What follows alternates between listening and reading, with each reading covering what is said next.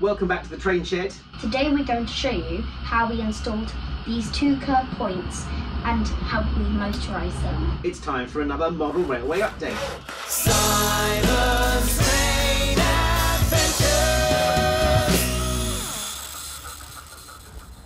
So Robot is going to help us with the marking up and Sparky.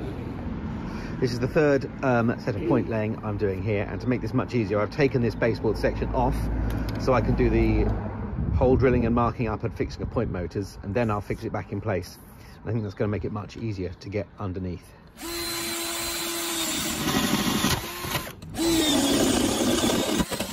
Every set of point motors I've installed slightly differently so far, but on this one I've cut the foam and glued the points down and with the baseboard section removed.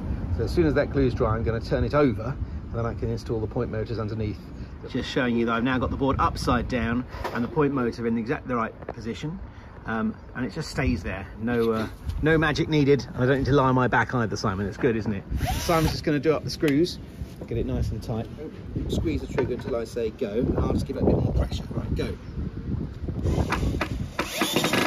Stop. Right, just here to test it manually, not electrically, but it looks like that does switch the point. Drilling the pilot holes for the second point motor. Small screws with small washers to hold the point motors in place. You can actually hear motorbikes from out here. Put it nice and steady. Yeah, can you see it? And then Just about. till I say go, go. Stop. Okay, so here's the underneath of the board now with the point motors installed and terminated in chocolate blocks, which is going to make it really easy to wire up to them later, I think, when it's back on its frame. Just showing you I've done as much of the wiring as I can with the board out and upside down, because it's so much easier doing it like this. And hopefully when I drop this board back into place in a minute and just connect up the other ends of these wires, then this is all going to work first time. But if it doesn't, it's fairly easy to lift it out again and make more adjustments.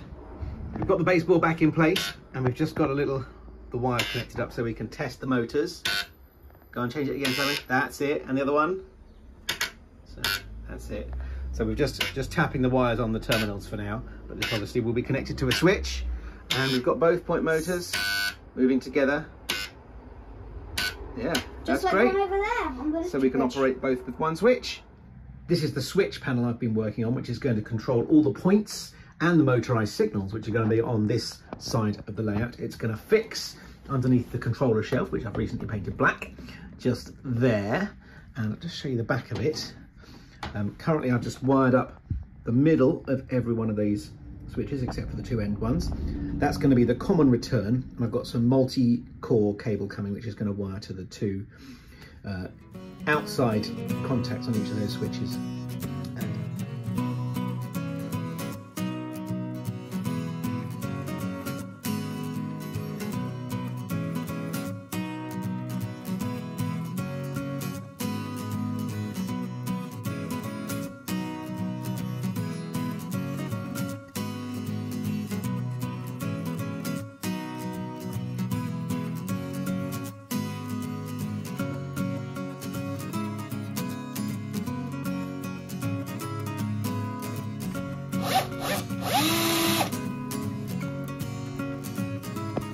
Thanks. I'm just prepping up the other ends now of all those wires that are terminated in the switch box here. Here we go. I've got a lot of these to prepare.